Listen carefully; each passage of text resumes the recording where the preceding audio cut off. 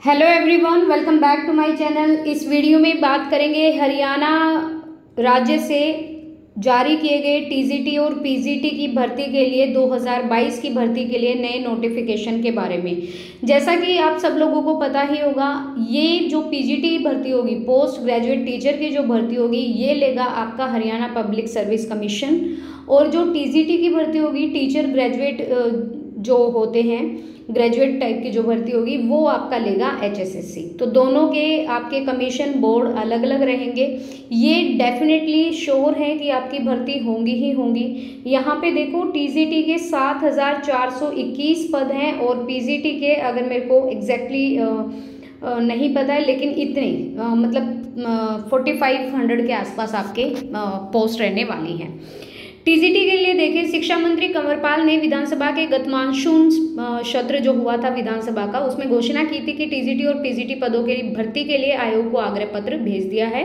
मगर दैनिक सवेरा ने पोल खोली कि ऐसा कोई आग्रह पत्र नहीं भेजा गया और शिक्षा मंत्री से गलत घोषणा विभाग के अफसरों से करवा दी। तो स्कूल शिक्षा विभाग ने 27 अगस्त 2022 को हरियाणा कर्मचारी चयन आयोग को टीजीटी के 7421 पदों की भर्ती के लिए आग्रह पत्र भेजा। कहाँ से कितने पद हैं? मेवात कैडर से आर्ट्स के 260, शेष हरियाणा कैडर के 1443, शेष हरियाणा कैडर के इंग्लिश के 1751, हिंदी के 106, फिर होम साइंस के 73 हैं, 6 हैं आपके होम साइंस के मेवात कैडर के मैथ के 93 हैं और म्यूजिक का 1 है। शेष हरियाणा कैडर के म्यूजिक के 10 हैं, मेवात कैडर के फिजिकल एजुकेशन के 246 हैं, शेष हरियाणा कैडर के फिजिकल एजुकेशन के 821, मेवात कैडर संस्कृत के 212। ये यहाँ पे रेशो है भाई, यहाँ से इतने पद हैं। हालांकि अभी एचटेट के अलावा सीटेट को भी हरियाणा सरकार ने मान्यता दे रखी है।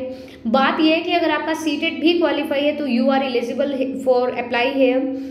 लेकिन इन केस अगर मान लो कि ये बोल दे कि भाई स्टेट टेस्ट ही होना क्वालिफाई है, तो एचटेट ज़रूर भरिएगा जिसका भी क्वालिफाई नहीं है, और जिसका क्वालिफाई है तो उसको लाइफ टाइम यहाँ पे अपॉर्चुनिटी मिलेगी, क्योंकि लाइफ टाइम वैलिडिटी है। मगर दैनिक सवेरा को जानकारी मिली कि इस पर प्रदेश सरकार पुनः विचार कर सकती है। मतलब आपका एस्टेट होना हो भी सकता है। लास्ट टाइम पे अगर कुछ बोल दिया कि एस्टेट होना जरूरी है, एस्टेट पास कुछ पात्र अध्यापकों ने हरियाणा सरकार से मांग की है कि पात्रता के लिए सिर्फ एस्टेट को ही मान्यता दी जाए। देखिए, एक तरफ से बिल्कुल सही है कि अगर मान लो सीटेट के, तो फिर अदर स्टेट के भी क्वालिफाई कैंडिडेट यहाँ पे अप्लाई करेंगे। लेकिन एक बाउंडेशन हो जाती है कि भाई अदर स्टेट का अगर हमारे स्टेट में या फिर उन्होंने एस्टेट क्वालिफाई नहीं किया है तो they are not eligible for it.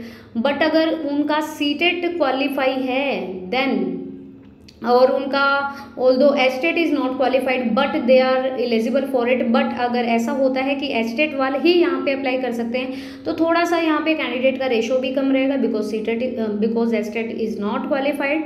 और अगर यहाँ पर जब देश के किसी भी राज्य में पात्रता परीक्षा लागू नहीं थी, उन्होंने सरकार से आग्रह किया कि पिछले कई सालों से शिक्षक की भर्ती नहीं हुई है, इसीलिए एस्टेट पास पात्र काफ़ी संख्या में भर्ती का इंतजार कर रहे हैं। अगर सीटेट वालों को भी मौका दे दिया तो एस्टेट वालों का हक मारा जाएगा। वैसे स्कूल शिक्षा विभाग ने चयन आयोग को जो आग्रह पत्र भेजा है, उसमें शैक्षणिक योग्यता में इतनी ज़्यादा पात्रता बना रखी है कि बाद में किसी न किसी शर्त के कारण मामला अदालत में खिंच सकता है। स्पष्ट पात्रता न होने के कारण जैसे कई अन्य पदों की भर्तियां अटकी हुई है, जैसे आर्ट एंड क्राफ्ट का आप देख ही लीजिए। इसीलिए स्कूल शिक्षा विभाग को शैक्षणिक योग्यता की पात्रता स्पष्ट करनी चाहिए। और इस पर खत्री जी ने बताया कि टीजीटी पदों पर भर्ती के लिए विज्ञापन प्रकाशित होने में अभी समय लगेगा, क्योंकि डिपार्टमेंट की तरफ से कुछ बिंदुओं पर क्लैरिफिकेशन मांगी गई है। इसके अलावा आपका जो पीजीटी का रहेगा वो आपका एचपीएससी लेगा। पीजीटी के लिए यहाँ पर सीटेट एस्टेट मतलब एस्टेट मांगते नहीं हैं कि आप अगर आप एमए बीएड हो तो you are eligible for the PGT. और अगर आपने टीजीटी लेवल 2 का क्लियर किया है, क्वालिफाई किया है, then you are eligible for the TGT teacher. PRT का अभी तक इन्होंने कोई नोटिफिकेशन नहीं डाला है, होप सो कि जल्दी आपको भर्ती देखने को मिले। पीजीटी का अभी तक कोई नोटिफिकेशन जारी नहीं हुआ है, but definitely I am sure about it कि आपकी भर्ती का नोटिफिकेशन जल्द ही जारी हो सकता है।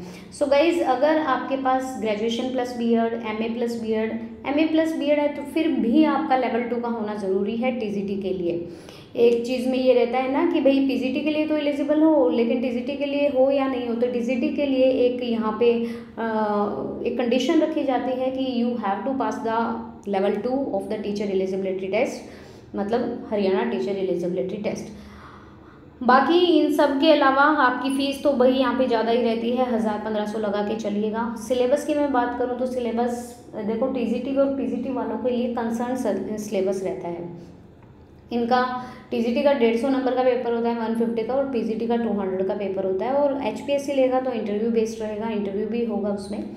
फिर बाकी यहाँ पे बात करें तो सेम सिलेबस है, हिंदी इंग्लिश आती है आपकी, ठीक है।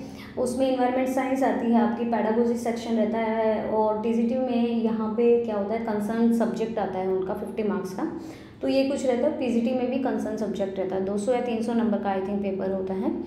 और एज का आपका पता ही है 42, यहाँ पे स्टेट लेवल की वैकेंसी है तो 42 एक एज क्राइटेरिया रहता है। बाकी रिलैक्सेशन मिलता है एससी को, बीसीए बीसी को, इनको एज रिलैक्सेशन मिलता है।